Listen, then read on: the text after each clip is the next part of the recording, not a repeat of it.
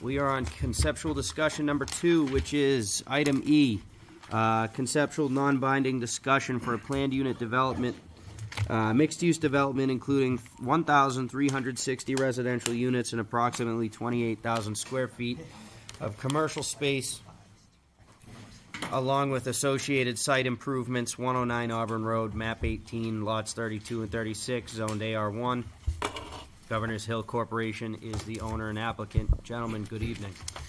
Good evening, Mr. Chairman, members of the board. My name is Morgan Hollis. I'm an attorney at Gottesman and Hollis, 39 East Pearl Street in Nashua, and I represent Governor's Hill Corp., which is the owner of a fairly large parcel of land identified as map 18, lots 32 and 36, having an address of 109 Auburn Road. The property is in the AR zone, but we are looking at development under the PUD ordinance provisions. That's 5.2 of the zoning ordinance. With me this evening is Brian Pratt of Fuss & O'Neill. He's the project engineer, and you'll hear from him right after I introduce the project. I am the project's attorney. We have a number of other people working on the project already. I started on this project months and months ago, and there have been a lot of iterations. As someone in my office said, we're now down to, I think, 20 perspectives. So we spent a lot of time looking at this property.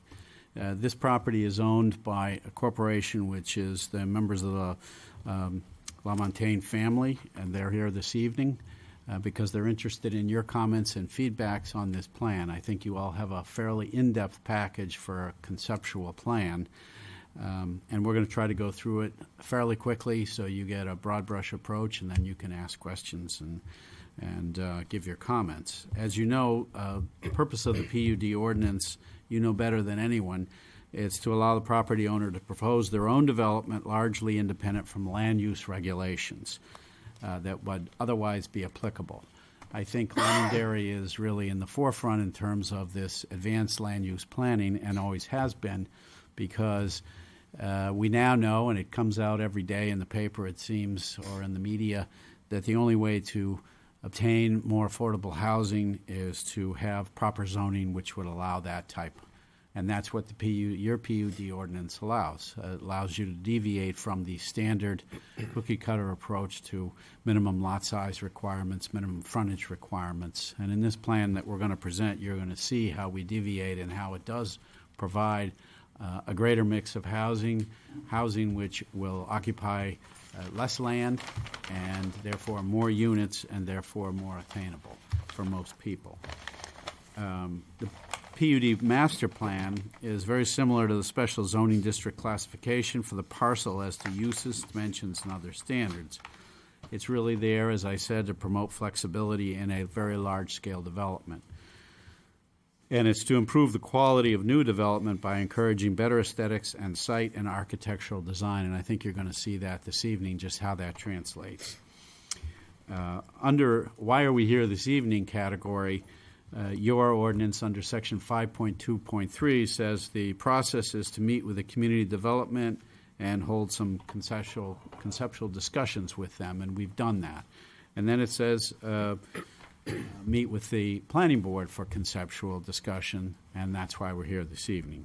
Obviously, it encourages multiple conceptual discussions if necessary, or you submit a plan and you go from there as a master plan approval. So what do we have here that draws us into the PUD ordinance?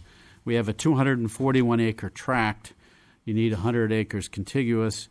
It has been and continues to be a gravel extraction and mining operation. And those are pretty much rarities in this day and age, but it's been there. It's been run by the family. It's been a good member of the community, providing materials for various construction projects in the area. It's located in a portion of Londonderry which is somewhat distant from the more densely populated area of density and where the commercial uses might be. In fact, it borders right on the edge of the Auburn town line as shown on the plan in your packet and as shown in yellow. The entire site encompasses another large parcel which is adjacent. That's approximately 120 acres. That's also shown in yellow on the plan on the screen, and that's up above the town line. We're not here to talk about Auburn, but we just want to say we have some proposals going forward simultaneous with this one in Londonderry are going forward in Auburn. That is in an industrial zone. This really is a true mixed-use plan with the unfortunate aspect that it's split by a town line. Our proposed mixed use will be commercial with all types of mixed-use housing. I think if you did have a chance to review the application, you see the types of housing, but we're going to present that briefly this evening, so you'll see it. The family knows that at the end of the day, the gravel operation is reaching its final lifespan. This plan shows you where it is now. If you look at the plan, you see some of the highlighted areas that will be talked about by Brian. In the upper left, there's an extensive water area, wetland area, and wetland setback. You see the mining operation ongoing. And then on the right-hand side, you see where the Cohos Brook comes along the edge of the property and then slices through it a bit. It's bounded also by a neighborhood which the family developed and built homes in, the Mill Pond subdivision, right adjacent to it, and another single-family home in the homes in the southeast corner.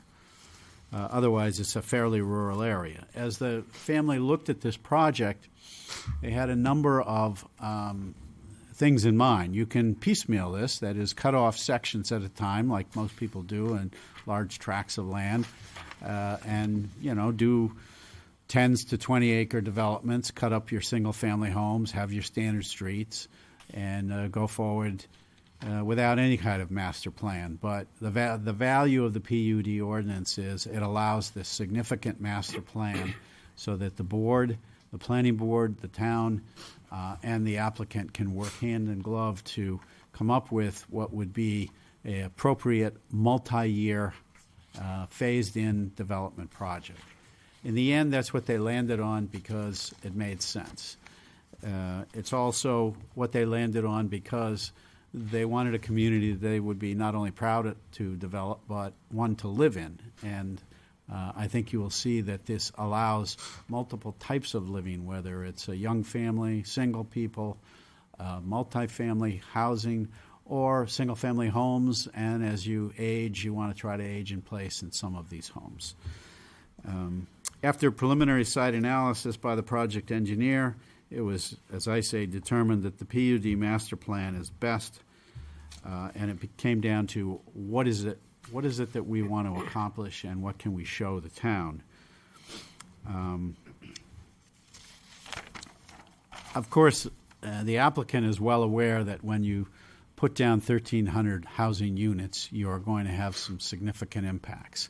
And they are prepared to address those impacts and have spent a great deal of time analyzing those impacts. And you're going to hear from that when we get to that stage of presenting an application. The concept has been developed.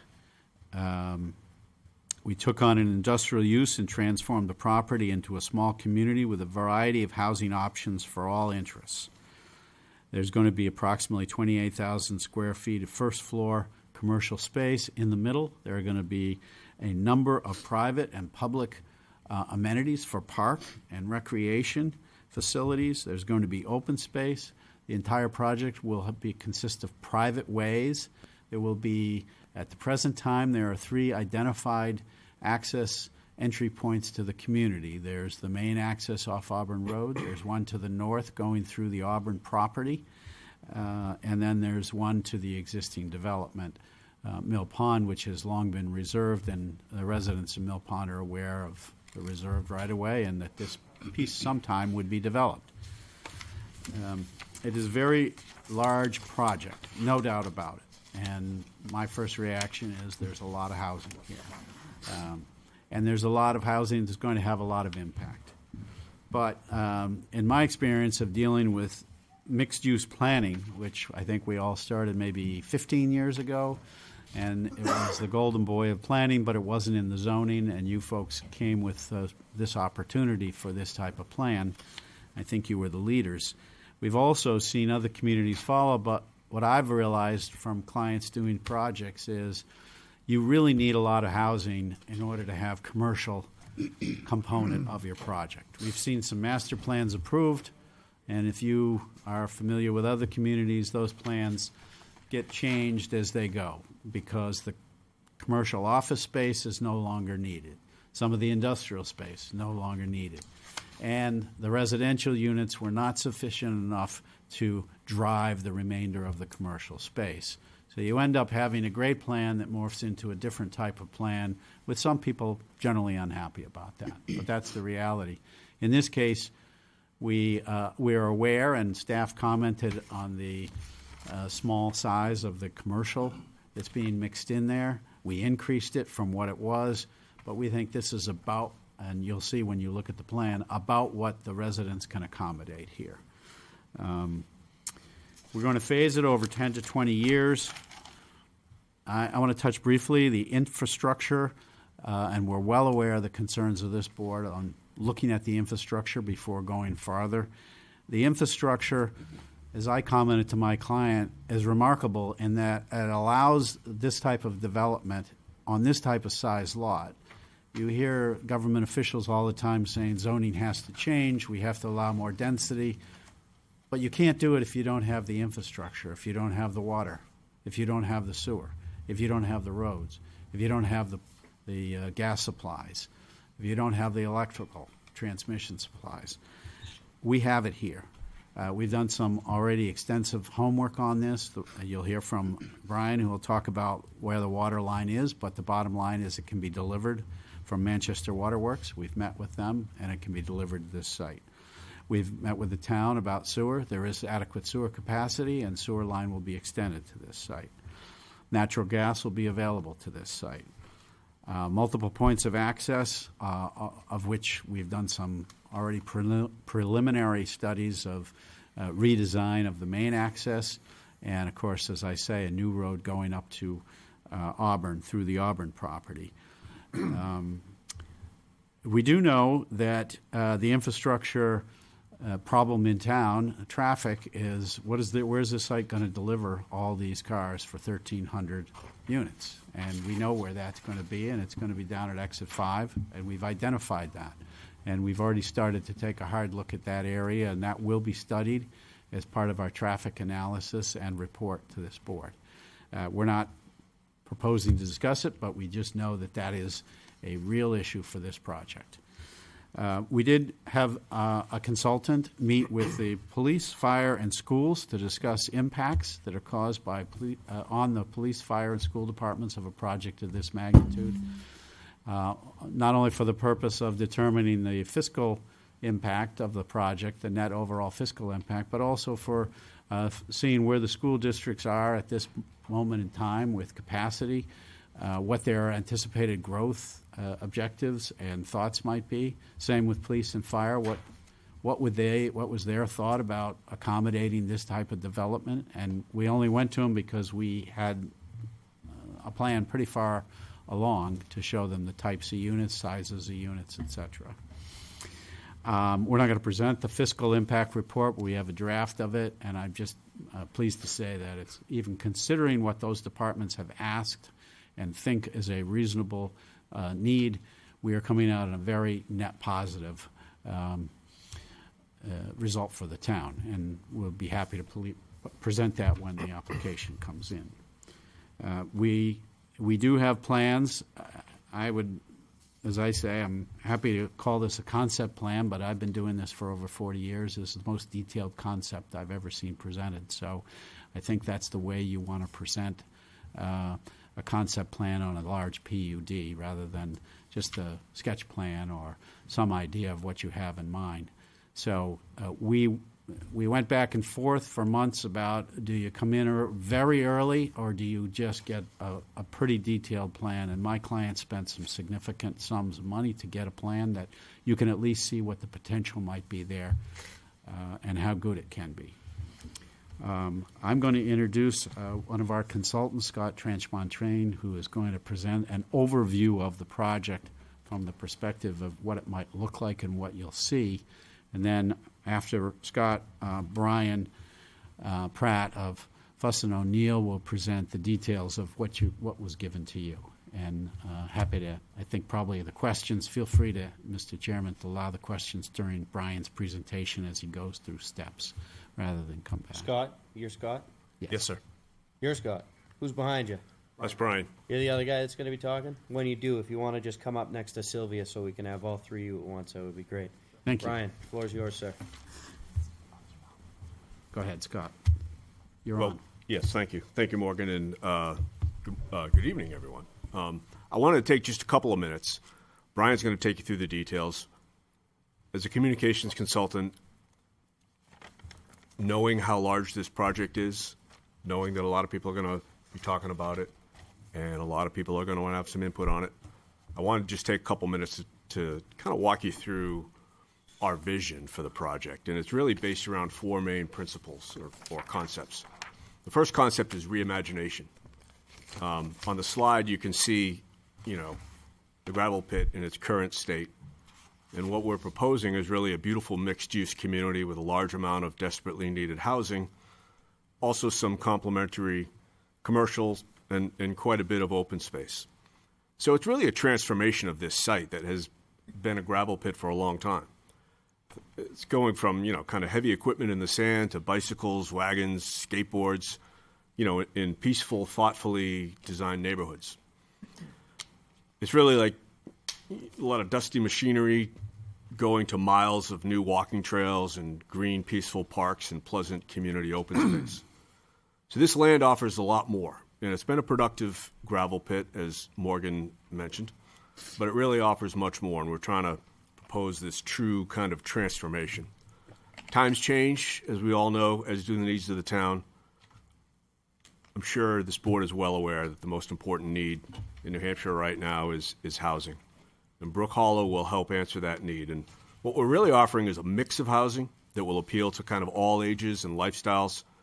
And as I mentioned, that complementary commercial space. And Brian will walk you through the open space, well over 100 acres. The second principle on which Brook Hollow is proposed is responsibility. Now, what do I mean by that? Well, LaMontagne Builders is a responsible family-owned company with a strong reputation for building quality homes. I actually lived in one myself some years ago in Manchester. We know as a project we have a responsibility to help meet the needs of our community, and that number one need is housing. Several studies out there, I'm sure you've heard the numbers, 40 to 60,000 housing units short, depending on which study you're looking at. And it's a real crisis for the businesses across New Hampshire, especially in this southern sector, southern tier. I grew up in Nashua, not far from here, and I've heard from many clients in the business community, they're having a lot of trouble attracting employees because the employees can't find housing that's attainable. And we're offering a real mix of housing types and price points that will make housing attainable. We're really trying to promote a responsible use of this property, carefully thought out residential plans. And in addition to the commercial space, Brian will talk to you a lot about some active recreational areas, which we're excited about. We also know impacts must be responsibly managed. Morgan touched on this a little bit, and it's a big project. And this project can seem like a lot when you look at it and you say, whoa, 1,300 plus housing units are being proposed. But again, as Morgan mentioned, we're not proposing to build this all at once. We are proposing to build this in phases over a period of 10 to 20 years. And, this will really mitigate the impacts of the site as it's being developed and really kind of help ease the transition. Our third pillar is about respect. Certainly we respect Londonderry. LaMontagne has worked successfully with the planners and the leaders on previous projects in the community. We respect the planned unit development process. We look forward to moving that along. And we will listen to the input and hear the concerns of everyone, including our neighbors, some of whom live in the House is LaMontagne built many years ago, as Morgan noted. We'll be proactive in communicating about Brook Hollow and as transparent as we can be. We're hoping to launch a project website soon with detailed information, and we'll be able to take comments and questions. We're really going to try to encourage dialogue. Finally, on respect, we respect the land, and we're proposing responsible development that protects and preserves the environment. Brian will walk you through some of the details on that. The final pillar of our vision is really about community.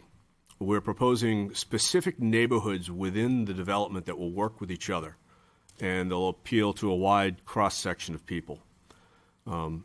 Those who are single or just starting out might be attracted to our mixed-use apartments. We can envision young families in our courtyard communities and single-family homes. Empty nesters and seniors will have options as well. What we're proposing to build is a beautiful kind of well-planned community of individual neighborhoods where we ourselves would like to live. We envision a community where young families and grandparents can be a short stroll away from each other, because there is space for everyone in each stage of life. A community that will obviously help meet the desperate need for new homes, and as it's built over time, a community that Londonderry can be very proud of. So that kind of walks you through the vision. At this point, I'm happy to turn it over to Brian. And before Brian jumps in, my job is the legal guidance on this project, and when we first sat down, we went through the ordinance, and we know there are 14 criteria we have to touch base on, and also we have to have site plan details showing you, and we intend to come forward with it. I think the last page in your packet is a broad brush description of how we try to address each one of the 14 points in the design phase process. Brian will touch on them again at the very end if you have questions, but I decided that it's really not relevant or necessary at this meeting for me to touch through each of your legal requirements. This is just a concept, and we want you to see it, and please ask questions as Brian goes through it. Thank you. Thank you, Mr. Chair. Brian. All right, Brian. Great, thanks. Again, Brian Pratt, Senior Project Manager and Civil Engineer at Fuss & O'Neill in Manchester. Thank you all for having us. I'm very excited about this project. For about 22 years now, and one of the very first projects that I ever worked on was the Mill Pond subdivision for LaMontagne Builders. So I've been a longtime client. I've known this area for a really long time. I've known that this was coming for a long time, and I'm glad that they hired me to help walk through the process and get the design. So, the plan we have up is an overview site plan. Morgan described the location pretty well. Should be kind of in alignment with the existing conditions, but just a reminder, Mill Pond is to the left. The Auburn Londonderry town line is across the north. Along the east, the site is bound by Coes Brook. The primary access to the existing gravel pit is Auburn Road, which is right on the right at the peak of that unit counts white box there. The secondary access is going up to the top of the page. You see kind of a little roadway going up into Auburn. And then the tertiary access is down on the lower left, and that's an existing right-of-way that we left when we designed the Mill Pond subdivision a number of years ago. We worked really closely with our planners, our landscape architects, the client, Morgan. Everyone kind of took a stab at this to really come up with some thoughtful design. Had a real vision of how we wanted to lay this out. So we took a look at the existing topography. We have real contours, we have real wetlands. So we did delineate everything, and we wanted to lay this all out so it's a reasonable development. We also kind of transitioned from west to east. So the west side of the site is the more, like the less dense, also the lower buildings, the shorter buildings. So as you transition to the east, the density increases and the height of the buildings also increases. And the reason for that is primarily the topography. So on the west side of the site, you have more wetlands. You have kind of wetlands that run north-south. So that's really more suited for less dense single-family homes, that sort of thing. So we really wanted to fit in with the topography, protect the wetlands, protect the wetland buffers. We also wanted to provide a mix of different housing types. So you see here a number of different, we're calling them PUDs. They're all lettered A through M. And the overall density, we went with the ordinance density of 6 per acre. So we show 1,327 units. The 6 units per acre would be 1,360. As I mentioned, the pods are numbered A through M, so I'll kind of walk through those a little bit. On the upper left is pod A. Those are kind of the little orangey ones. These are what we're calling a courtyard community, and these are really interesting. And these, I think, are desperately needed in town and in the state. There's a lot more of these in the south, but you don't really see them around here. But they're not quite tiny homes, but they're kind of in the same theme. So the roadways that go through, say, pod A, you see the gray lines, those are the roads. The little orange boxes are lots. Those aren't homes, those are actual lots. And then those are about 30 feet by 70 feet each. The roadways act more like alleys. So the garages front on those roadways, and you end up pulling in. The front of your house actually fronts on the courtyard. So I have some images, and some of the images that Morgan and Scott showed earlier showed some of those, but I'll walk through those a little bit more detail. You know, going to be a lot more attainable. Not everyone needs a half-acre lot, $750,000 house. So these will be quite a bit more affordable, a little bit on the smaller scale of the footprint and the size. So as you work your way to pod B, these are our single-family homes. So these are like a traditional LaMontagne subdivision. You have your 3 to 4 bedroom home. You'd have a garage, your own driveway. All of these have wetlands in the back. So these are all very private. So you have your traditional driveway, your backyard, very private, surrounded by wetlands. As you work your way down to pod D, that's another courtyard community. Going up the page to the purple, those are townhouses, so pod E and F. So as you transition, again, from west to east, the density is starting to increase, and your heights are also starting to increase. So F are townhouse, and think more like brownstone. So the front of the townhouses will have like stairs, walking down, walkways, and out to the sidewalk. There'll be on-street parking. The backs of the townhouses, which are in between all of those pods like E and F, are really your kind of alleyways. That's where your garages will be. That's where your parking spaces will be. So it really hides the parking from the streets, and that's one of the specific PUD suggestions in the ordinance. As you work your way to the west a little bit, this is what we're calling Central Park.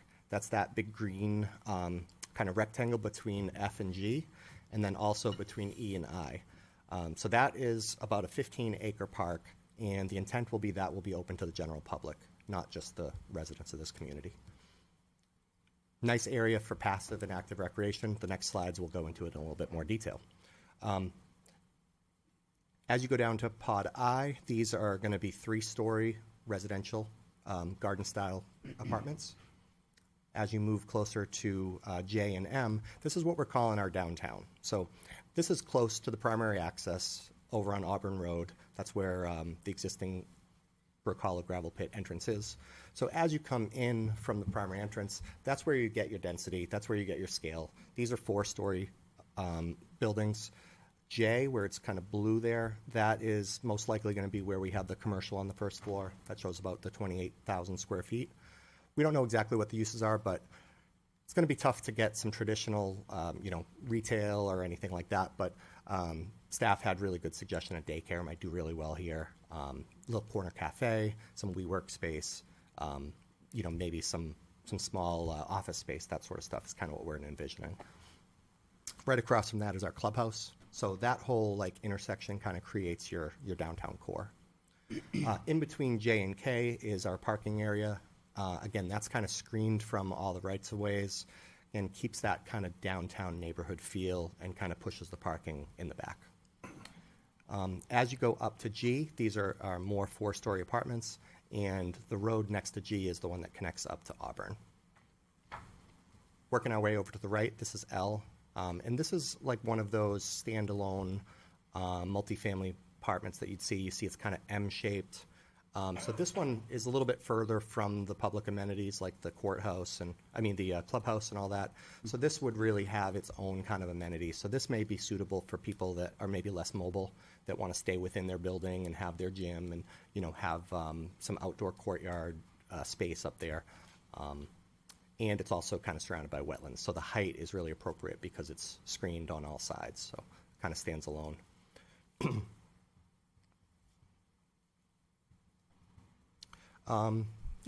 These are our amenities. So we have numbers showing where the the potential amenities are. We have our clubhouse and pool. We have some tennis courts, pickleball courts, that sort of stuff. 3 shows kind of just your flexible green space. And again, like I said, there's about 15 acres of like actual designed park space. There's playgrounds, basketball courts. A dog park is up in the top corner of that rectangle in Central Park. We show what the mailboxes are. So each of these pods would have mailboxes with parking.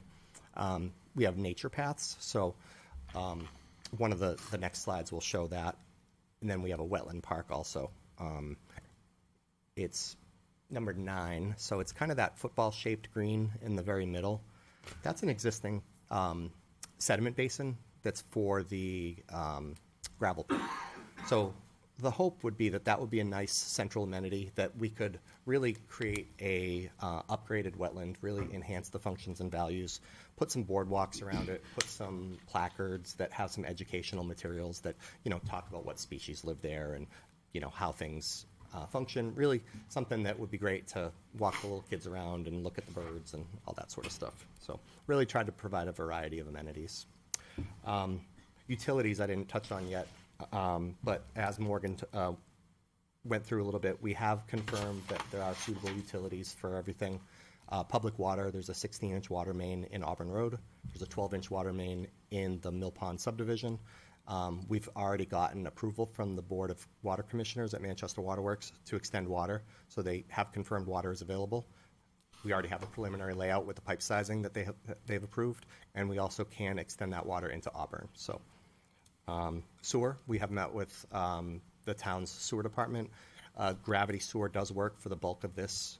Believe it or not, we have a sewer line in Mill Pond that was left for this development. We will have to upgrade the size because this is a little bit more low than was anticipated when we originally did that, but it does connect right to the Cohas Brook interceptor, which used to be a pump station. So, but the wastewater treatment plant has capacity. Natural gas, there was actually a stub left in Mill Pond that it never did extend to those homes. We confirmed with Liberty that this development could be serviced by natural gas as well. And then electricity, they won't talk to us until we have some planning board approvals, but there is electricity nearby, so I'm not concerned about that. This slide is great. It shows the public amenities, the more natural walking trails, excuse me. So the blue dotted line along the east and the south, that's Cohas Brook. We have about 1.2 miles of frontage. Could you go back one page? This one, yeah, thanks. So that shows the frontage. So we do show some nature trails, obviously trying to respect the wetland buffers, but we do show some trails that kind of go along the brook. Internal, you see some kind of maroon lines. Those are all our nature trails. This shows approximately 2.5 miles of nature trails, and these would kind of walk around the perimeters through the open space, around the wetlands, and kind of create some nice connectivity for people to do, little easy hikes. There's not a lot of terrain change, but just nice little trails for people to walk. The black dotted lines, that's the road network, and we are proposing sidewalks on both sides of all the roads.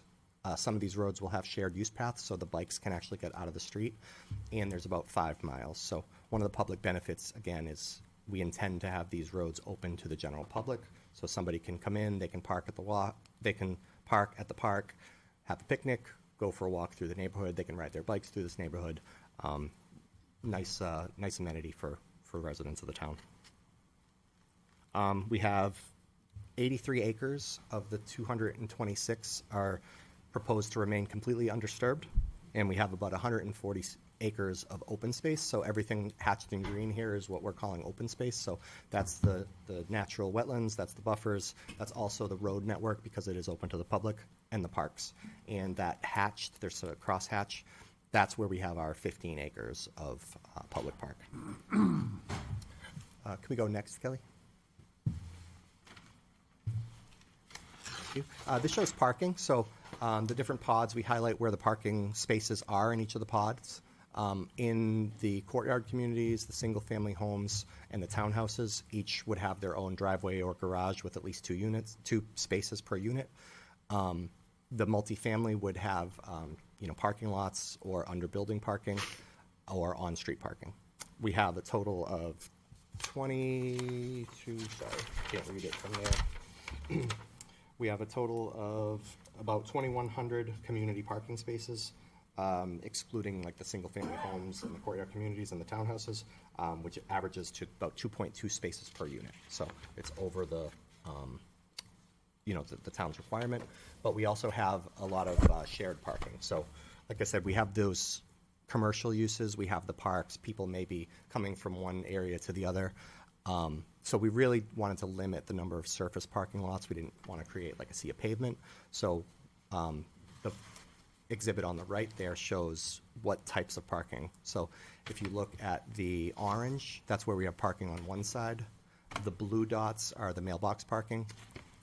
The green are where we have parking on both sides of the street. So that's kind of that downtown core. We wanted that little downtown feel. So you can come, you can park there, you can go to the clubhouse, you can go to the commercial spaces, you can go to the park, that sort of stuff. And then the yellow are the surface parking lots, which, like I said, we wanted to try to limit those, and we wanted to try to screen those from the public right-of-ways. And the purple are the under-building parking. The bottom right just shows some cross-sections about what the one-sided or the two-sided parking will look at. Next slide, please. This is our shared use paths. So we want to make sure that this is bikeable as well as being walkable. We didn't want to put a shared use path on every single road because some of the roads, it's, you're not going to have a lot of people traveling, but we wanted to create a nice loop through the community. So basically the orange is shared use paths on one side, the green is on the other side, and basically this is just a wider path so that the bikes can get up out of the street. The areas that don't have the shared use path, we're going to discourage people from riding their bikes on the sidewalk. We'll put sharrows in the pavement so that they can just, bike to their house on that last little leg of their journey. And those just show some typical cross sections, so you can kind of get a feel for what those look like. Perfect. Trash, we coordinated with the town, and basically the purple shows where we'd use those toters, and those are the courtyard communities, the single-family homes, and then all of the more multifamily, the townhouses, the multifamily apartments, those would all have dumpsters, and we would design that all to meet the town and waste management standards. Next slide. So these kind of show the pods in a little bit more detail. So we highlighted just the pods that are this type of use. So you can see here the yellow is highlighted. Those are where our single-family homes are. And I can give you the numbers as we go through those. The single-family homes, we have 88 single-family homes. And those, like I said, you have, just a driveway, garage, 3 to 4 bedrooms each. Nice buffers on the rear. On the right are just some typical LaMontagne Builders homes that they've done. We may tweak this a little bit, modernize it a little bit, but they do want to keep it with that kind of classic, timeless, never going to go out of style feel. And the bottom right is just another subdivision that they've done that we feel would look similar to this. Next slide, please. These are our courtyard communities. We have 3 of them. So there's one in the upper left, and then the 2 on the bottom. And the images on the right are the representative images. And this is what we're really excited about, because this is what we think that people will really enjoy. People will really enjoy living in these kind of homes. You get the community feel with the courtyard in the middle. You have walking trails, community gardens, gazebos, really an area that you can interact with your neighbors. Again, smaller footprint homes, smaller lots. So just by the nature of them, they're going to be more affordable than, say, a single-family home. But you also get your own space because they're, it's its own building. You get your parking spaces. This next one shows the townhouses on the top and the mixed-use apartments. So the townhouses, like I mentioned earlier, we're not just going to have the driveways right off the roads. We want the community feel. We want the transition from single-family to the more dense. So we want that neighborhood to feel like a neighborhood. You drive down the road, you get some parking on one side, you get single-family homes, and then you kind of increase and you get your kind of brownstone feel. So those are your front doors with the parking, garages, et cetera, in the back. The bottom one shows the mixed-use apartment, and that's right in our downtown. So this is where we'd anticipate having, that first floor, 28,000, give or take, square feet, being like, a community little cafe where you can pick up some snacks, you can pick up some pre-made meals, the daycare potentially. There's, going to be a fair number of residents here that have children, so daycare we think would probably do pretty well there. And we've heard that from staff and others as well, that these type of developments, daycares are a good choice. So that's kind of what we're hoping for. And this is just some sample architecture. We're not set on exactly what we're doing, but we did look through a number of things, and these are just kind of get us started. Next slide. We show our different types of apartments. So on the left are our 3-story, and that's, like I said, how we transition our height from west to east. The next in the middle are the 4-story apartments, and then on the right is that kind of standalone building that's like a courtyard in the middle with like the M-shaped building, and that has, you can see like your courtyard, your pool, that sort of stuff kind of in the middle. So that has its own kind of amenities. Next slide. This is our environmental plan. Like I mentioned, we did get some real contours. We got the real wetlands, and we wanted to make sure that we were being environmentally responsible as well. So we really designed this to try to minimize wetland impacts. So as I mentioned earlier, the left side is where a lot of the wetlands are. There's north-south wetlands. So the little red hatches, those are where we have some wetland impacts. So we really tried to limit the wetland impacts over in the single-family and the courtyard community side to just roadways, and we tried to just use the PUDs. As you get closer to the middle, you see quite a bit more red. That's directly adjacent to the gravel pit. So these are man-made stormwater detention basins that have been there to settle out the sediment. So the bulk of the wetland impacts on this plan are man-made wetlands. So we do have about 3.5 acres of wetlands, but I'd say 75 to 85% of that is going to be, your man-made wetlands. So we know that we'll have to coordinate with DES. We'll have to do some mitigation on that, most likely a payment into the ARM fund. We will meet with DES. We did add to this plan also floodplain. We have no floodplain impacts except where the roadway crosses. Right now it's the Brook Hollow gravel pit entrance, and there's just 3 culverts. We would upgrade that, make the bridge, let the critters crossing, let the hydraulics pass through there a lot better. So we'd be coordinating with DES, Army Corps, Fish and Game on all of that. So we mentioned Auburn a little bit, but we really haven't gotten into it too much. So this is a potential layout in Auburn. We actually have submitted to the planning board in Auburn, and we're in the design review process for just the road. So there's a 2,700 linear foot road, comes off the bypass on the right-hand side of the page, and it comes down to a cul-de-sac, which would be a roundabout in the future, right at the town line. So we're anticipating that would be a public way. It's owned industrial, but Auburn allows commercial and like restaurant uses. So the hope is that maybe the first pad there would be some sort of anchor, maybe like a brewery or maybe a restaurant or maybe something that could draw people from the community over. Sylvia had some great ideas about providing bike paths and sidewalks through this area where we originally didn't have it. So we did add that, and that was actually a discussion with some of the Auburn staff today. It may revise a little bit, but we're definitely still planning. Is this a PUD in Auburn? It's not a PUD. You're just using the underlying zoning?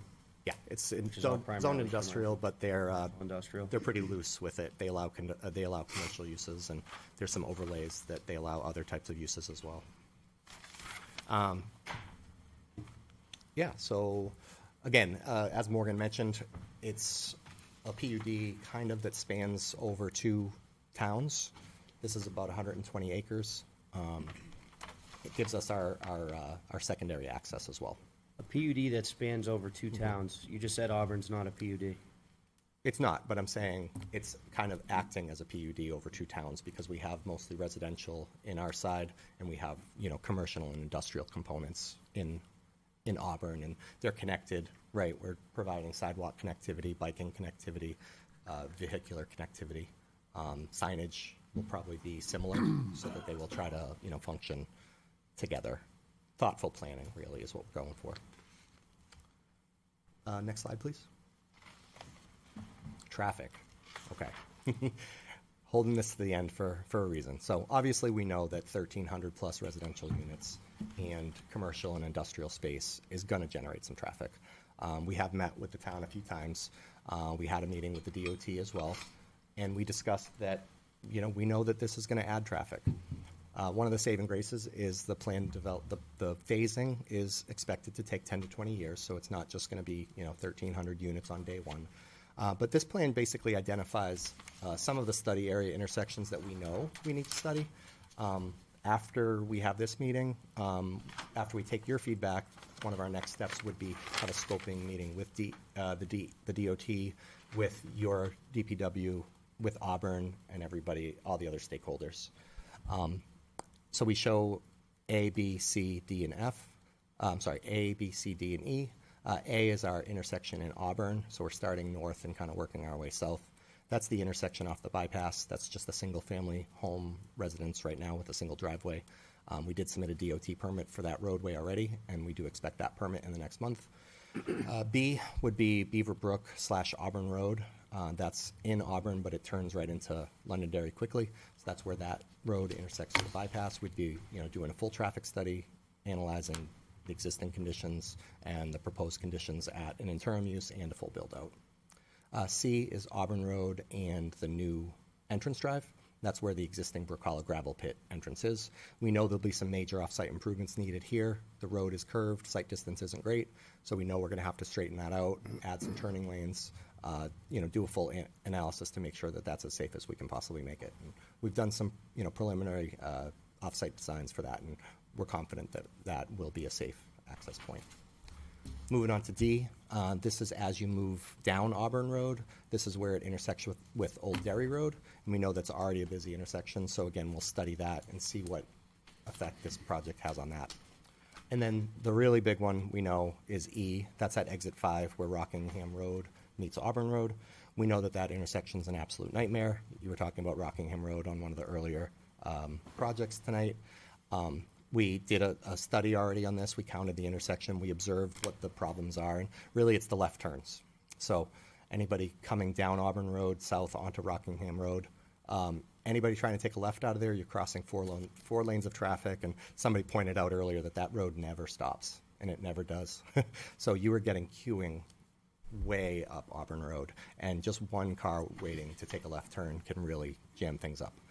The other thing is turning into it. So heading easterly on Rockingham Road, there's a left turn pocket. It's not enough because even just trying to cross those 2 lanes of traffic, it takes a long time. So that traffic be backed up well past the intersection. This project is committed to not making anything worse and making intersections better. We know that they'll contribute their fair share. We fully intend to work with the DOT, work with the town to make some interim and final corrections. This is a DOT road, so we really have to get DOT on board, get it probably into their 10-year plan. But we do have some potential off-site improvements that we could make that would make a significant improvement today. And again, with our phasing, incrementally, the traffic will increase. So it's not just going to, all be there on day one.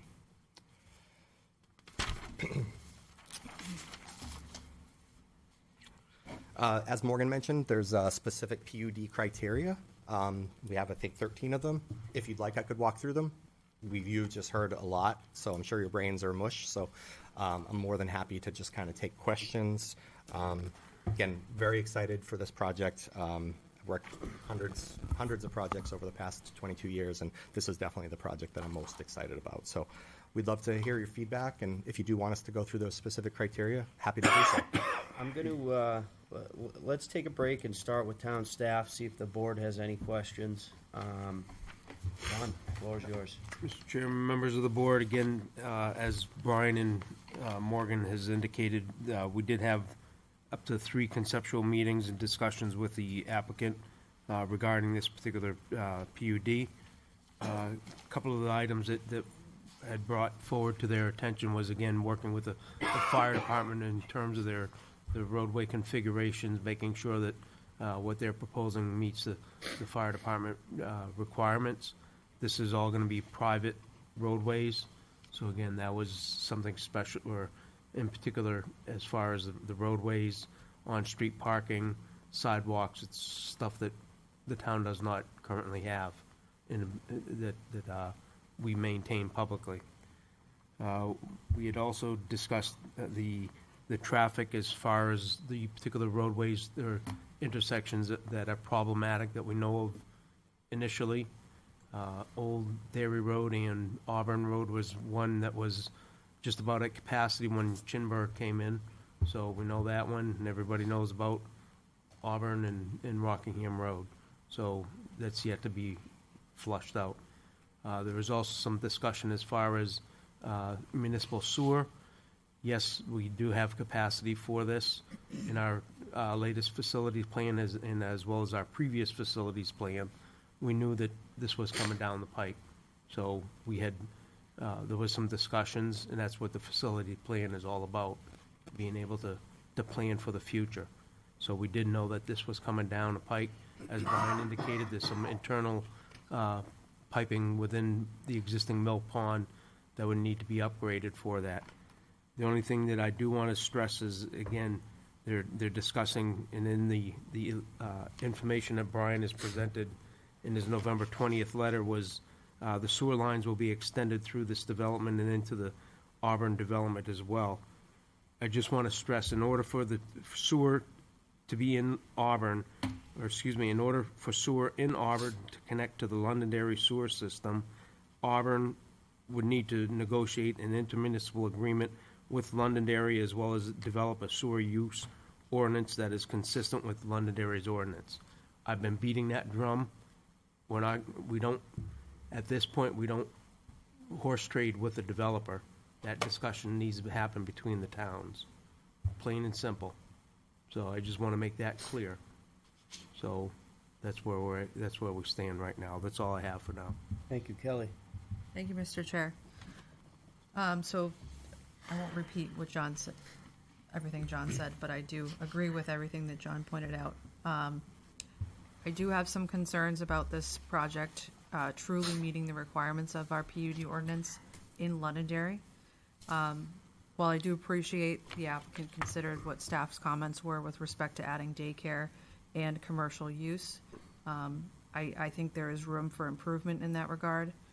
I do have concerns about traffic and infrastructure, and specifically in the regulations, one of the criteria as part of this review specifically calls out infrastructure capacity and the effect of the PUD upon public services and public safety. That's one of my primary concerns right now. Can it be addressed? Potentially. Again, I just want to emphasize that's a concern of staff. That's all I'll comment on at this time. Thank you, Sylvia. Okay.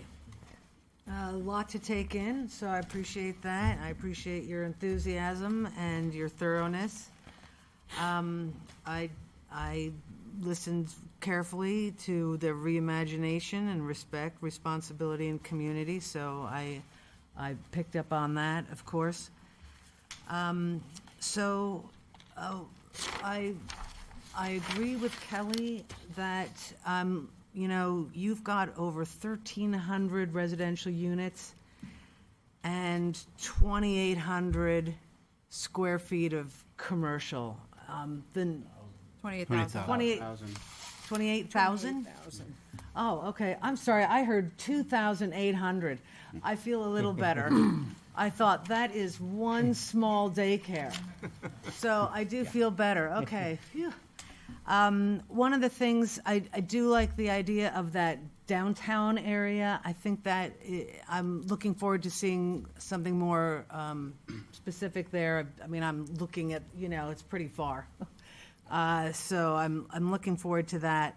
One thing with the daycare, they like outdoor area, they like a play space. So I did see that Central Park area. I hope there's some area that's safe for, whether it's a cafe or whatever it is. But if it is a daycare, some outdoor play space. Mm-hmm. I heard the numbers, Brian, on the total for single family. I didn't hear the numbers for the courtyard community, the townhouses, the multifamily. So at some point, would like to hear all those totals.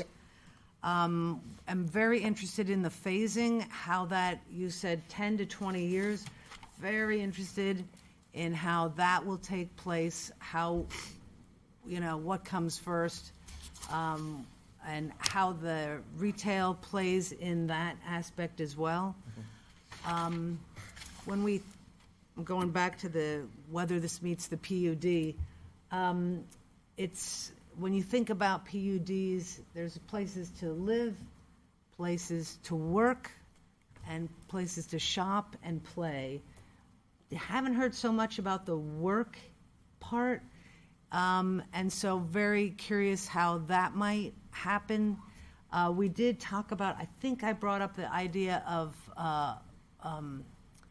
homes that were also work-live units. If you had a chance to think about that, that would sort of increase the PUD aspect of this and check that box a little bit more.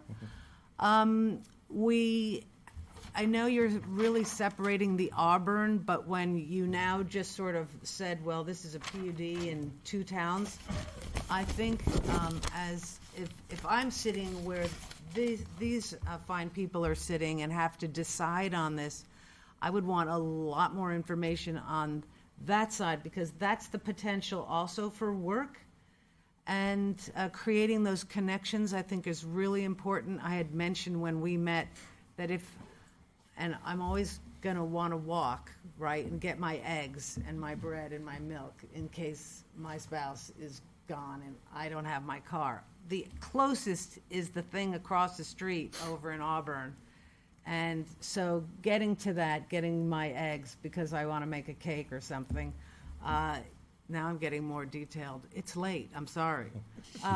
But, getting there, I think is really important. And I'm glad you talked about sidewalks and that kind of thing. All right, I'll leave it at that for now. There's obviously a lot more to talk about, but definitely, I'm glad there's been a lot more progress. So thank you. Thank you. Kelly, quick question. One of the first things you mentioned was you were unsure if this meets the PUD regulations. I'd ask that we could get a consultation with our town attorney to see if they think this meets the PUD regulations. In the PUD general considerations, 5.2.8, A-4, infrastructure capacity and the effect of the PUD upon public services and public safety.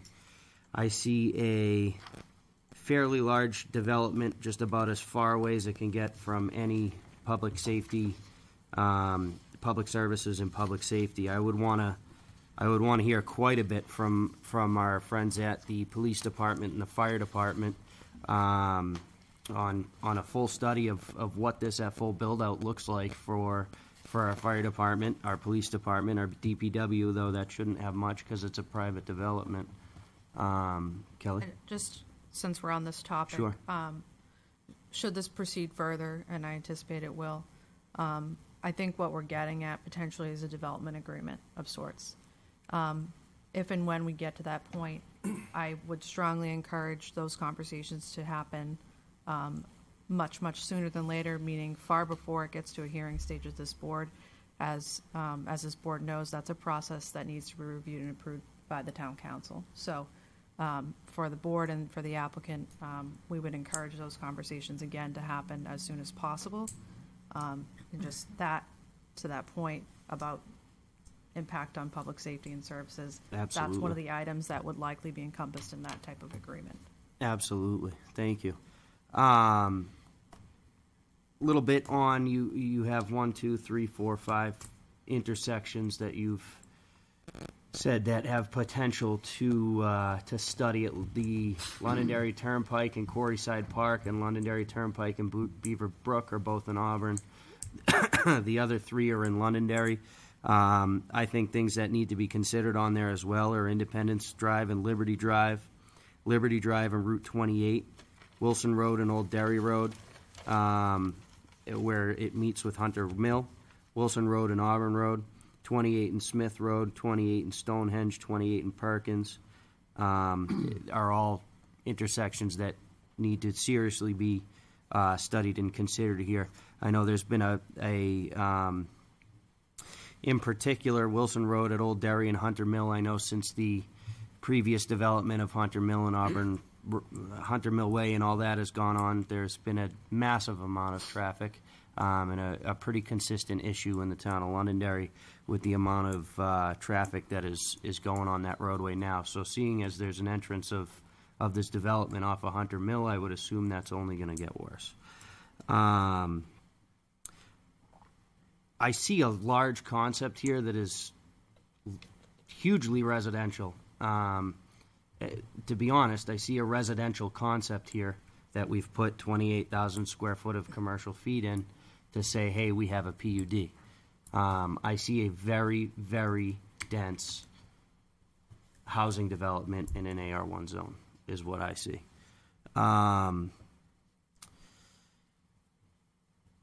I can't stress enough on what exactly this is going to do to traffic.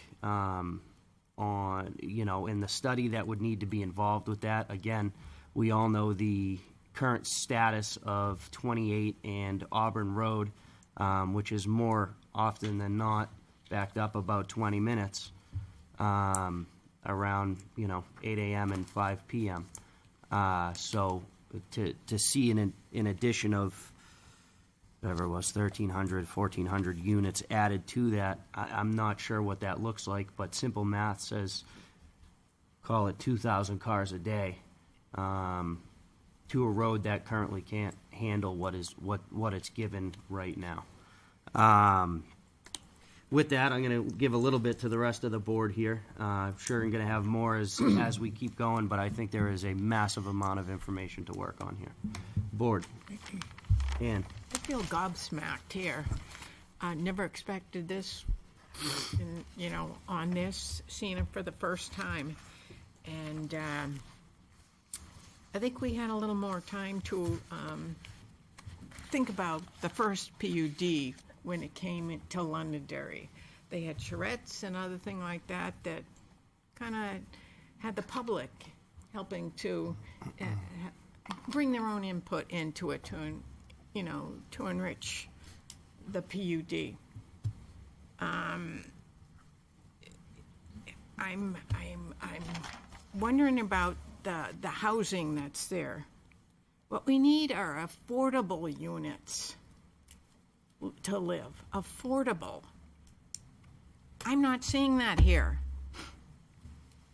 I'm seeing some beautiful houses, some great amenities, but I'm not seeing the affordable need being serviced in Londonderry here.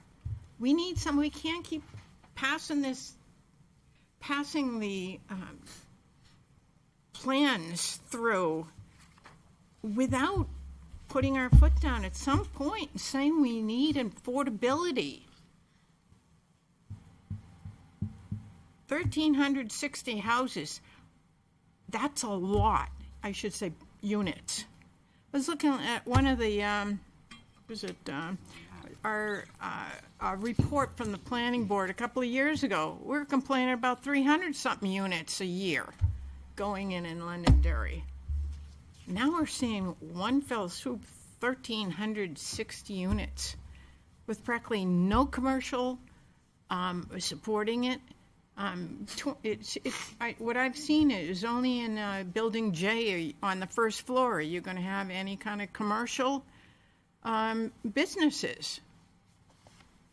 If you're going to have people, this many people, you need to keep them there. I mean, instead of having them going outside this development for everything, have more things for them to do. Shop, like we're talking about the child care, other things, a lot of things for them to do in this. A PUD is supposed to be mixed use. Live, work, play we were talking about.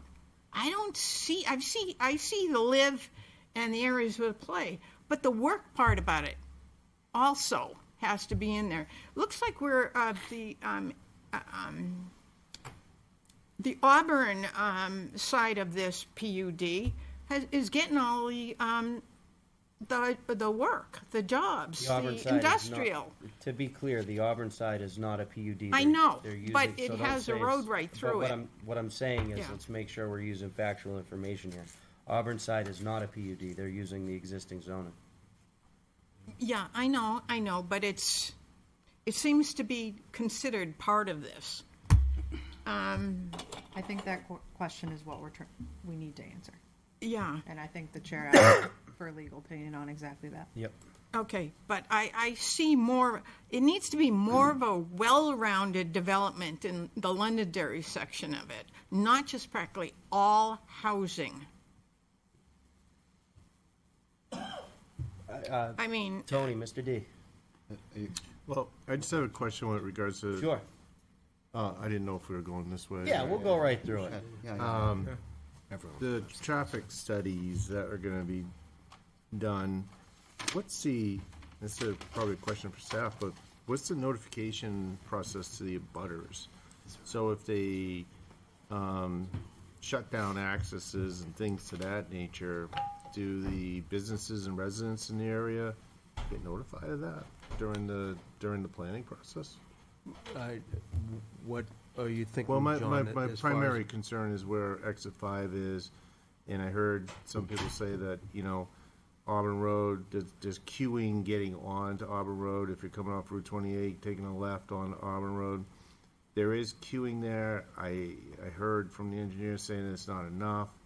I've never seen an issue there doing that. Coming from Auburn Road, crossing 4 lanes of traffic, going south on Route 28, there is a concern there, Yep. But, you have businesses right there.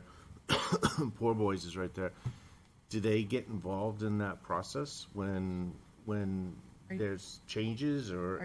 You're referring to if we hit that point where those Yeah, improvements might be needed, closing those areas to make said or even improvements? during the planning process? So we do and chime in if, Yeah. but we are legally required a butter notice for the project. But in terms of notifying specific businesses that are That we're in close considering this, proximity to some of these intersections of concern, to my knowledge, there's no formal notification process. That being said, I think it's appropriate to encourage the applicant to work with any businesses that are in close proximity that might be impacted by this project. Through the public noticing process, as we all know, that is done on the website, the newspaper, et cetera. But I think there's room for better communication about what you're stating. But there is no legal, to my knowledge, no legal notification process for that. Right. So to that, thank you, Yes, Mr. sir. Chair. So to that point, Arthur, I believe I remember, I believe my rememberer is remembering that in the past, there have been times when we've extended the notifications to things not necessarily in our regs, but that business might be affected, so we gotta notify. And we've actually listed them and said, notify that person, notify, Yes. in addition to. Yep, So- that has so to happened in that the point, past several I times. think we've and done think it, it's- and it can be done again. Yep. So, and I think it's a valid point. Yeah, it always basically is, you want to work with your abutters, all of them. Yep. Because all it takes is one for, to complain, and we listened to that. Yeah, so Sylvia had asked Brian, right, it's Brian, had asked Brian a question that he didn't have a chance to answer yet. Sylvia said, we know how many single families, but we don't know how many of this and how many of that. Is it okay if I ask him to Ask delineate that right now? Yep. Thank you. Would you do that, please? Sure, and that is on one of the pages. Page number was cut off, but, Yeah. But I want you to say it out loud. yep. Yeah, so the unit counts are on the lower right. So single family, 88. Courtyard community, 191. Oh, sorry, and single family, 88, that's 6.6% of the total units. Courtyard community, 191, that's 14%. Townhouses, 120, that's 9%.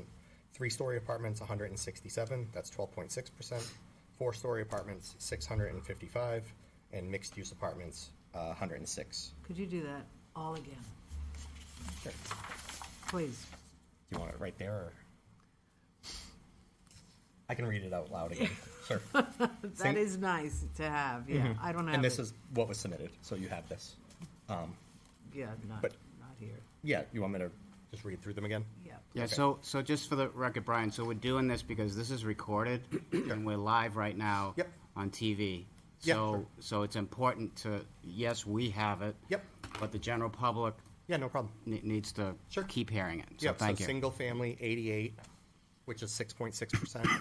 Courtyard community, 191, which is 14.4%. Townhouses, 120 units, which is 9%. Three-story apartments, 167 units, which is 12.6%. Four-story apartments is 655 units, which is 49.4%. Mixed-use apartments, 106 units, which is 8%. Thank you very much. So, Ann brought up a point about the Auburn Road part. My knee-jerk reaction to this when I first saw it is Auburn is getting the clean revenue, right? No kids in the schools, hardly any fire interaction, hardly any police interaction. So Auburn's getting all the clean money, and Londonderry's left with a mess. And I say that in the most respectful way I can, and I apologize if it's not respectful, but it's what I saw in my knee-jerk reaction. Sure. I just did some quick math on numbers of school-age children per building, and there's a quotient that the school district uses, and I'm very familiar with it, and I used that, and I did some quick math. And at full built-out, this will quadruple the size of North School, which is the only school in the zone for this. Not necessarily a big problem if there was land available to quadruple the size of that school, and there isn't. So aside from the fact that you got a serious infrastructure problem with the roads, I don't know how you're going to fix that, but you all, it's not your first rodeo. I'm sure you'll probably try to figure that out. But that part alone is a huge problem. The fact that the chair brought up that this is the farthest northern, western, whatever, from a fire station or a police station, for something of this size, again, my knee-jerk reaction is you need a fire substation, firehouse substation. I'm trying to say that. I don't know how else. You know what I'm trying to say. And you've got to figure out how to get police there quickly, and maybe a substation for them as well. But that's just, that's just all coming out as a knee-jerk reaction to first seeing the project. Yeah. I think the last thing I want to say is I don't see. I've been around a long time in this town since 1978, before there was any streetlights in the town, and High Range Road was a dirt road. Okay, so the other thing that I want to say is I don't see the advantage to Londonderry, to the taxpayers of Londonderry, the inhabitants of Londonderry, for this to be a PUD. What I see is traffic problems and an opportunity to increase density to acreage. That's what I see, and I've been on your side of the table for a whole bunch of years. So that's my knee-jerk reaction to what you're doing. Sure. I know you're not surprised. Again, this is not your first rodeo. It might be as a team, I don't know, but you're going to have a lot to overcome here. Even when you phase it, because you will phase it, it's still going to be a major problem. So thank you, Mr. Chair. Not a problem, Lynn. So I have to echo Tony's comments 100%. So I think you hit it spot on, Tony. Thank you. I do want to add as well that the roads up there right now are broken. I don't get, the roads are broken. The roads and the intersections are broken today. We know. And we're just adding that much more traffic to it. Yep. And that's a major concern of mine. And if you look at the, you know, the amenities available, the closest grocery store is in Derry, it's Hannaford's in Derry. The back door to Hannaford's in Derry is up Old Derry Road to Scobie Pond. Scobie Pond and Route 28 is a horrible intersection, so you're you're impacting that as well. So you know, this project impacts Londonderry, it impacts Manchester, it impacts Derry, it impacts Auburn. Everybody's got to be involved in this at some point. This is not just a Londonderry project. And the other thing is, I just think it's a horrible location for a project this size. My opinion, I don't think it's going to be successful. You're as far away from anything as you can possibly be. And I guess if I see a 5-story apartment building out there, why would I want to move there? And I think it's going to be a marketing problem to get people to go out that way, especially if they're facing the traffic to get off of the main highways, the main thoroughfares to get up there to live. I think it's just going to be a problem. Okay, thank you. Thank you, Lynn. Mr. Rugg? And I have to echo what has been said, especially by Tony and Lynn. To me, it's not a cohesive community. And it's just not the detail, the cohesiveness that is in the master plan. You know, I think it's just a quick overview. And I'm looking for more than a quick overview. The other is it's separated from the activity centers in Londonderry. It's out there by itself.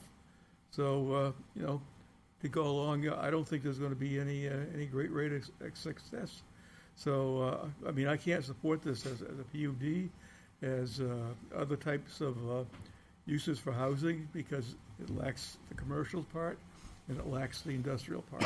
You know, there's the industrial part in Auburn. I'm looking for the industrial part to be part of the PUD, if it is going to be a PUD. If it isn't, I cannot support the PUD. Thank you, Mr. Rugg. Jeff?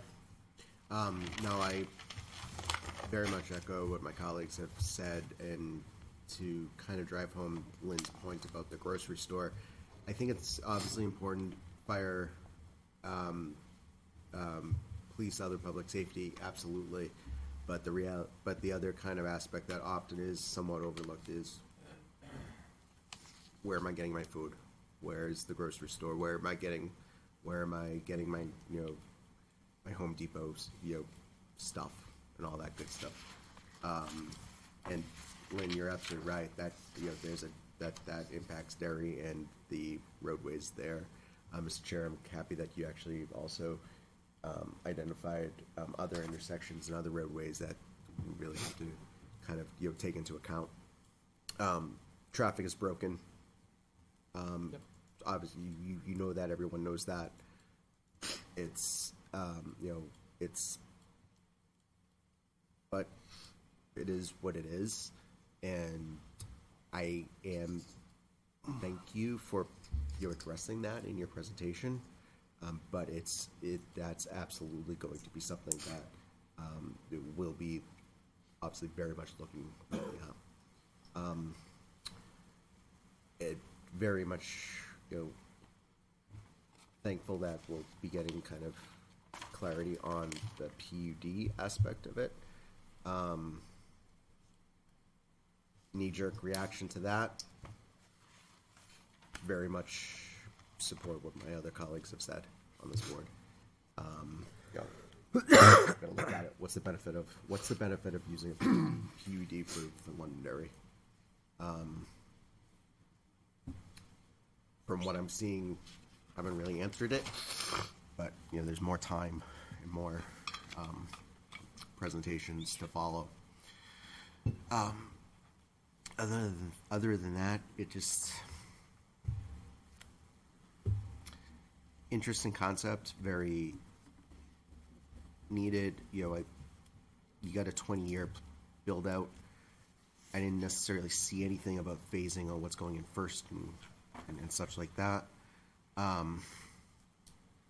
With a 10 to 20-year-old, 20, you know, build out, and this will obviously be, you know, covered as the process progresses. I'd like to see definitely milestones, and, you know, at, you know, what point will we have, you know, different, you know, build out and residents, you know, what's the impact of our public safety aspects? So, you know, different types of milestones and, you know, more planning aspects of that project. Other than that, I'm All set, Mr. Chair. Thank you, Jason. Yeah, not to be redundant, but same thing everybody else has said. I feel like the commercial is one floor of one building and is basically the absolute bare minimum that you could put in to justify there being commercial and not this just being a giant residential complex. To be honest, this is something I would expect to see in South Nashua or Hackett Hill in Manchester or something like that, not in the most remote corner of the town with nothing around it. Identifying the intersections on Auburn Road is good, but the hell that will happen on Auburn Road in between those intersections on a very narrow, windy road. There's one house I can think of in particular that's probably going to get hit every month. Is just you would have to practically redo that entire road in order to make it even feasible. That said, if you're identifying intersections, you also need to keep in mind the rail trail. Cars are going to come flying. They already do come flying off of 28 to get onto Auburn Road, and there's immediately a crosswalk on the rail trail. The fact that nobody's died in that crosswalk as it is now is a miracle. You throw this many more cars on, and you're just begging for someone to get hit by a car.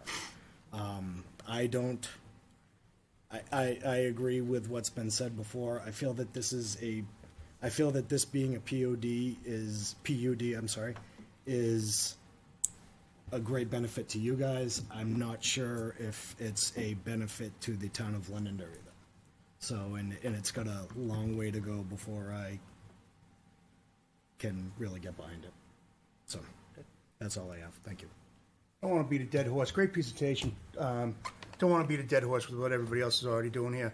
My background's in water, sewer, and power.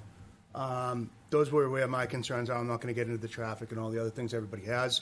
There's obviously concerns with police, fire, EMS. You can build me a firehouse. I still got to man it.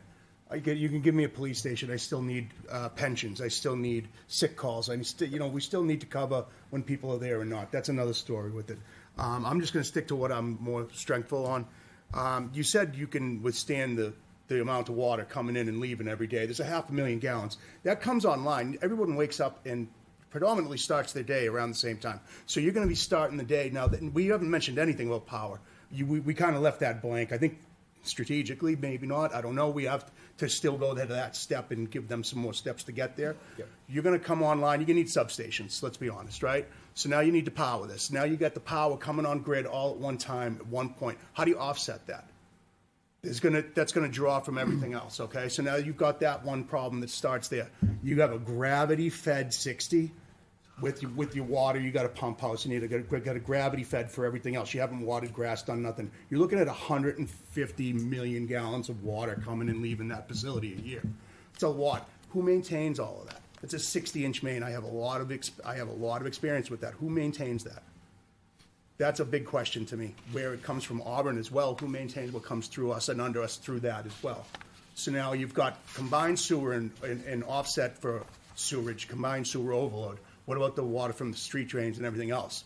So all of that comes at a price. Now with the phasing of construction, you're going to be shutting down, turning on, turning back on. You create water hammers. You're going to put charges through the system that's going to break infertile, like bad lines, things like that. I just want to know who's on the hook for fixing that. Now the other thing is, what if I'm a big Christmas guy? Is there a homeowners association where you're all living so close?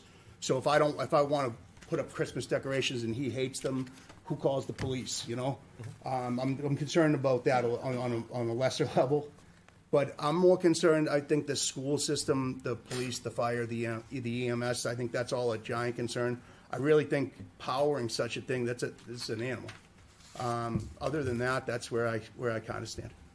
Thank you, sir. Thank you. Appreciate it. All right. Anything else from the board before we wrap up here? I would probably recommend taking a look at the Wooden Lot Master Plan. That was 3 years in the making, and they have a nice setup. It's really a community. Can we respond to any of these, or? Yeah, of course. I'll let you respond for a bit. Sure. Sure. So I can knock off some of the easy ones. Yes, homeowners association, these will all be private roads. They'll be, we don't have all the legal stuff worked out, but yeah, it's all gonna be private plowed. There's all gonna be, covenants and all that, so absolutely. Minimum contracts, all that. Yeah, yeah. Manchester Waterworks will supply all the water. There's a 16-inch main in Auburn Road, and there's a 12-inch main. They've already confirmed they have the capacity there. Stormwater, we'll have to figure that out. We'll have to meet the town's regs. Yeah. We'll have to do a lot of low-impact development, detention basins, that sort of stuff. Everything, I know the town's particular about that, so we'll work closely with the town on that when we get to that stage, but we do have to meet that regulation. Let's see, impacts. We have a fiscal, school, and emergency services impact study nearly complete. Morgan, did you want to touch on that at all? I think we can answer some of the questions that have been raised, but, they're the same questions we asked. And as I said, they've met with the fire department and asked those questions, met with the police department and asked those questions, met with the school department. There's a difference of opinion as to capacity and growth of capacity between what Tony has stated and what our consultant and the school has concluded. We think we can deal with that. We think there's capacity, there's ability to absorb the capacity towards the end of the project. It does get over capacity, but not 4 times over. And again, some of that depends on, as you know, shrinkage in population is occurring in all other school districts. Whether that'll occur in North or not is unknown. But we know we have to address it. We can't just build it and say good luck. But we have met with all of those people and discussed it with the fire department, with the police department. And we'll present that when we come forward, probably at the next conceptual discussion. Traffic, obviously, we share your concerns. We know, that there's a lot of existing traffic issues, and we share exactly the same concerns as staff and you all. We don't want to make anything worse. We don't want to make anything less safe. I mentioned before, this project knows that they will contribute their fair share to improve things. We don't know all of the impacts, so that's why we do the traffic study. We obviously haven't done the full traffic study yet because we need to come here conceptually first before we really go in and dig into anything else.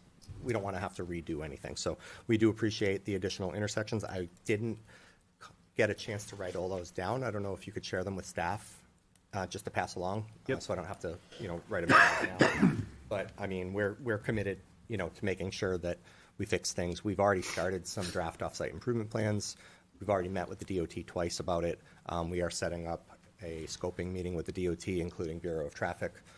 There was a question about, notifying abutters if there are changes that affect businesses. Fully agree that it, is totally appropriate to notify those abutters.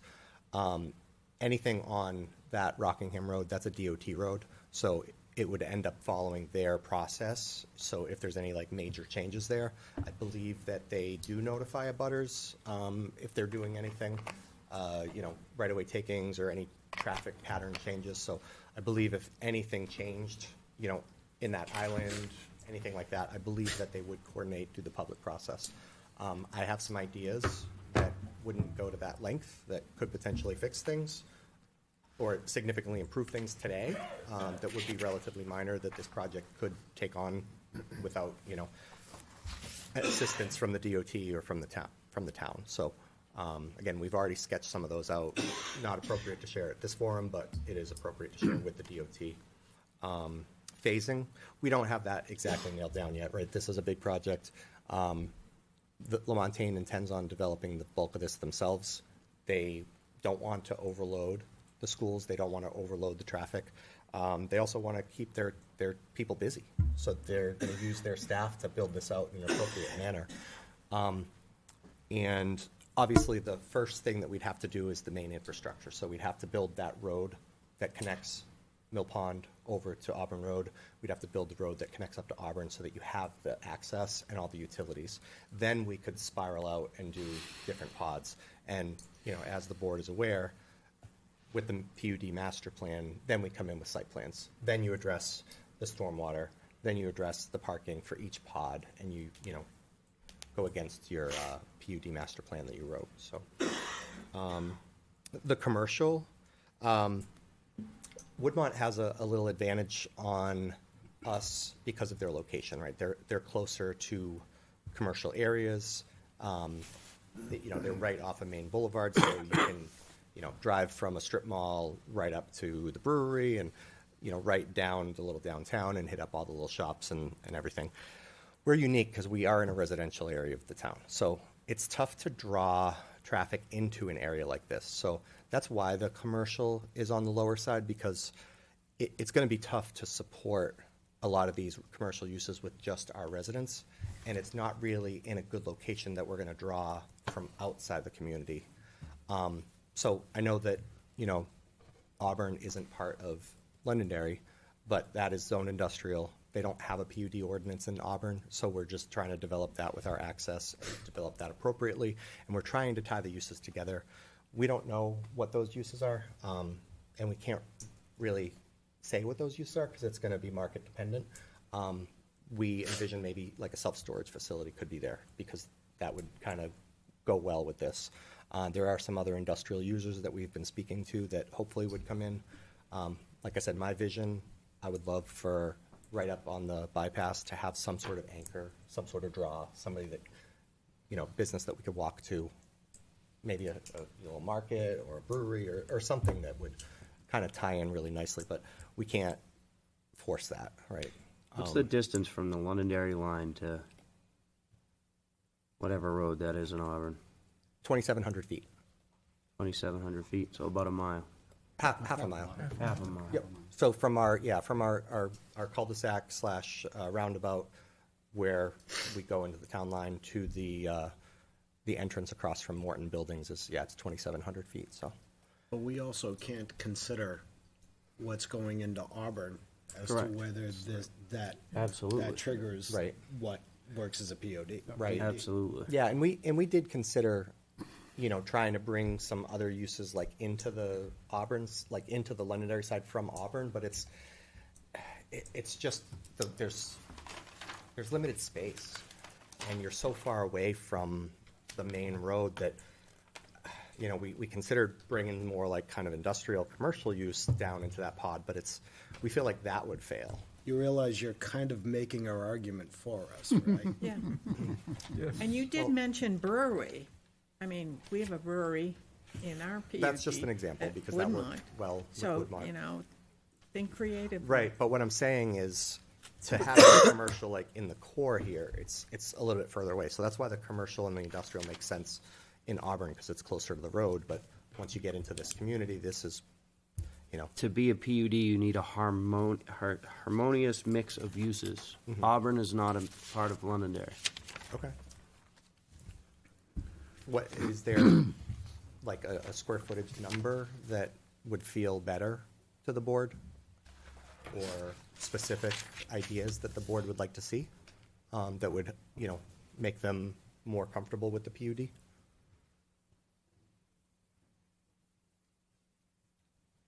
I'm not sure if that's up to us. Yeah, I'd recommend they talk to staff on that. Yeah, Well, gotta be careful. I think we're here seeking guidance, and your comments are we don't have enough commercial, and I don't know. We're just trying to do it right. You know what I mean? I'm not trying to be argumentative. I'm just trying to. I don't want to go back and do this, and then you guys come back and say not enough. Start again, right? And then do it again. and Yeah, do it again. so, if yeah, there was a so, goal. but to be clear, staff is hearing our comments for the first time tonight also, right? Because of the quasi-judicial thing we got going on here. And so they're well aware of what we just said. Okay. And they're well aware of where we're trending, and they're well aware of conceptually what we're thinking. And so your next step would be to meet again with staff and say, wow, that went great. What do you want us to do? and handle it that way, because Okay. we've got to be careful. Okay, And I so want, just to echo the point, this is the first time staff is hearing your comments, but staff had their own comments as well throughout our conceptual meetings, and they were consistent with what this board is stating this evening. So I think the message is being relayed, but we will happily continue to work with you and have additional meetings in response to what you're hearing from the board this evening. Yeah, I think Has the PUD entered any design review yet, or is this? This is the first step. We had very Yeah. preliminary conceptual meetings, as is outlined in the ordinance. Yep. And this is that next step, as Attorney Hollis pointed out. So we'll go from here. There was one thing that we actually didn't mention, but Pod L. Kelly, could you go back to the site plan, please? Be the next. After all this? Or back? Past this. Two more, or two or three more. So Pod L, we have a good box there, a good rectangle. There's a possibility that maybe like a nursing home or an assisted living type facility could be there. I'm not sure if that would help or not. Again, we're just trying to look for feedback. We're trying to do it the right way. L&G, look, if I'm looking at this right, L&G's parking is primarily in the front of the buildings.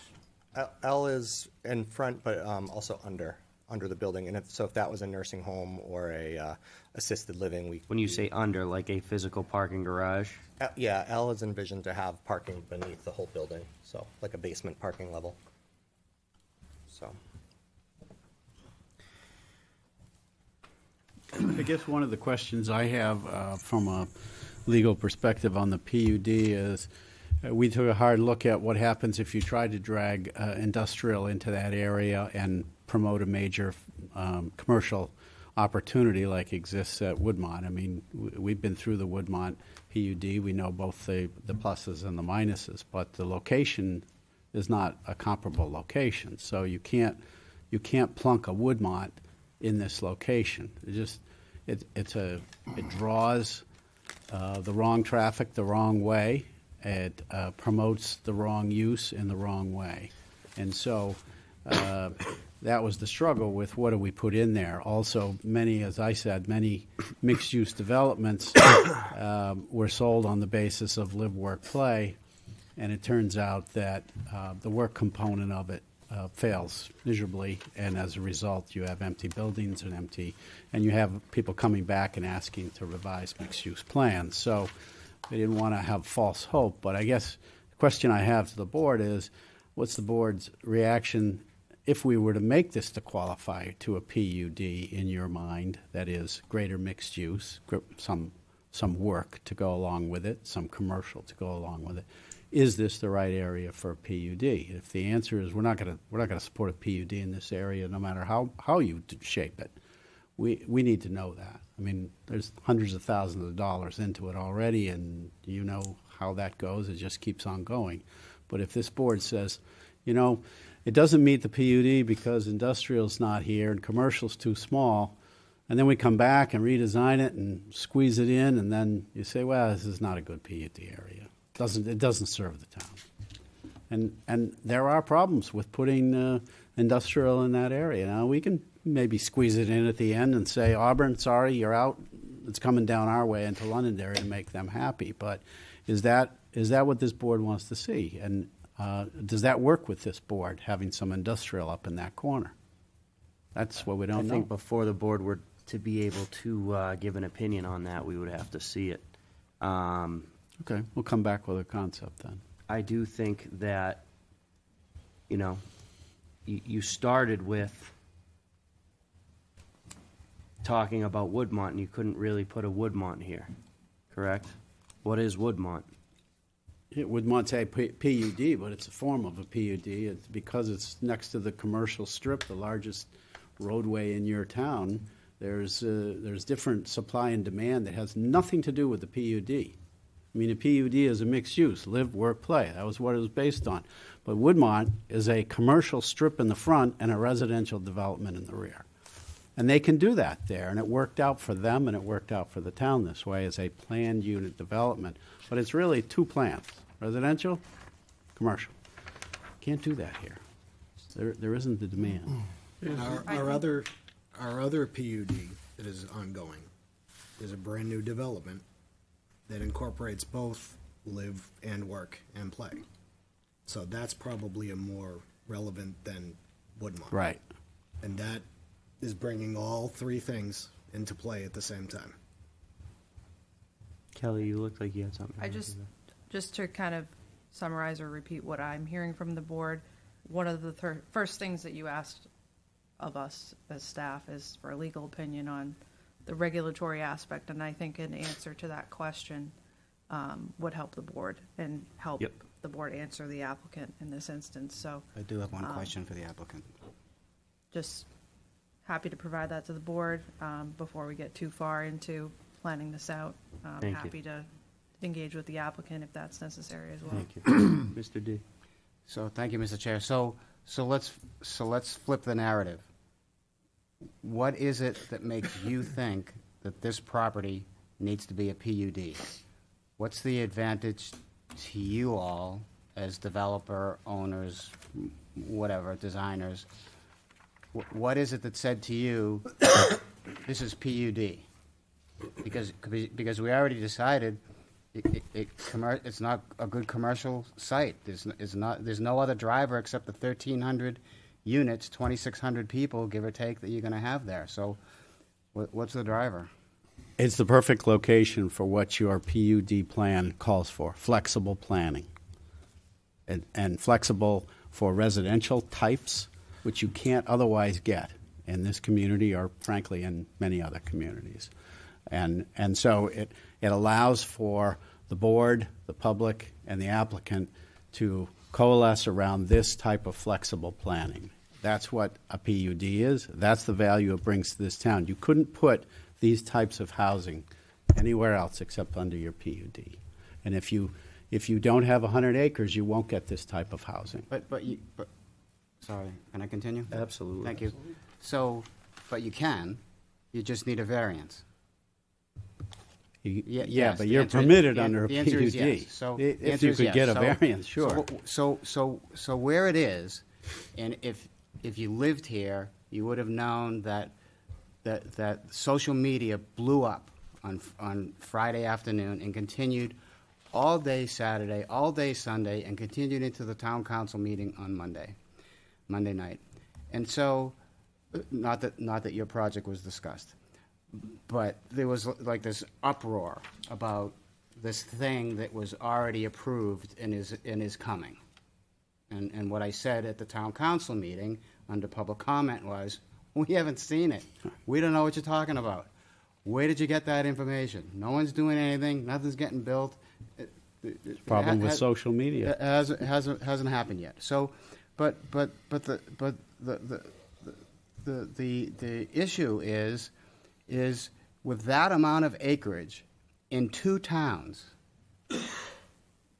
you're telling this board and the staff of Londonderry, New Hampshire, that you can't have multiple different types of housing on that land. Not to the extent that is shown on this plan. So really all the PUD is giving you is density. Correct. Flexibility in density. Yeah, flexibility in density. Yeah, There's the density. I mean, it's clear we get density out of it because we have that flexibility to plan whatever regulations you want. In 160 acres, you can get an apartment building, you can get cottage-style houses, you can get single-family houses, you can get all of those things in 160 acres. Well, you can't get cottage. You're not going to get. You can't get the cottage 1,300. style. You don't meet the frontage requirements or the setback requirements or the minimum lot size requirements. So you would need to rezone or get a variance. That's the flexibility of a PUD. You come to this board and the board decides how it feels about that type of development. And if it doesn't like it, then it'll say, look, we want bigger lots, we want smaller lots, we want more commercial, we want more industrial, and that's what we're hearing. So that's the advantage to it. The other advantage is if you do it under the current ordinance, you take off 10 acres at a clip and do a little stub and build that and bring the supply of the water, and then the next one, and the next one, and it's not a cohesive development. As scary as it seems, it's good planning to look at it as a master plan. And that's the purpose we're here, is to hear what you have to say if you like it as a master plan. And if you don't, then maybe that is the route that the owner does and goes back and says, just look at it in a different fashion.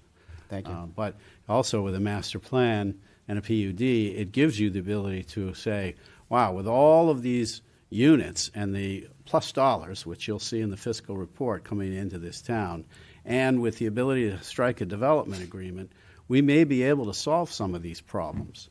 You're not going to solve it with 40 houses at a clip. It just won't happen. But if you have this whole development and they're going to put the weight of the revenue stream and the positive contributions, those changes could occur to this town. The changes that are already, we all talked about, struggling at certain intersections exist today, and you're going to have to deal with it somehow in the future. Fire department, school department, adding men and equipment as necessary. Those are all things that can happen with an overall plan that don't really happen when you come in piecemeal. And you guys know that better than I do, but I've seen it Understood. over the years. That's the value. Like I said, I've been on your side. Yeah. I understand. I know how to do it. I've done it. And that's the value we're trying to bring. It's not easy. But if it's not a value to the town, that's okay. I mean, that's just the decision. Thank you. you I all have. appreciate your comments. And by the way, I appreciate all the work that you did, and the man hours, woman hours, people hours, whatever you want to call it this month. Brian hours. Has clearly been a lot, and it's well thought out, and you did your homework, and you did all those things. But, you know, I want to go back to schools one more time. North School, the school of record for that area of town today, has portable classrooms on it because there's too many kids in the building. So, just saying. We have to address it. Yeah, Just saying. absolutely. So, thank you, Mr. Chair. Giovanni. Yeah, so Morgan, I know you're looking for guidance. I would be too if I was in your shoes. I think Kelly's gonna get some determination from the attorney. I know you're looking at Woodmont, as an example of a PUD, but there's also the other one that we just recently approved. Tower Road? Technology Hill. Technology. That is more of an industrially orientated type office space and industrial. That's that component of it. That might work here, but I still think you're going to have some access issues when you start bringing industrial all the way to that site. So that's the reality of it. So that's a big thing you got to solve for, Thank you. in one man's opinion. But Jeff? Yeah, thank you, Mr. Chair. I hear everyone's comments. I think we have a good next step with getting the attorney's opinion for us to make a more informed kind of decision. So I would definitely probably maybe recommend kind of going down that path and actually closing the This is discussion. the first step. Thank you. All right, Appreciate folks. it. Thank you. Thank you very so much. Thank you all.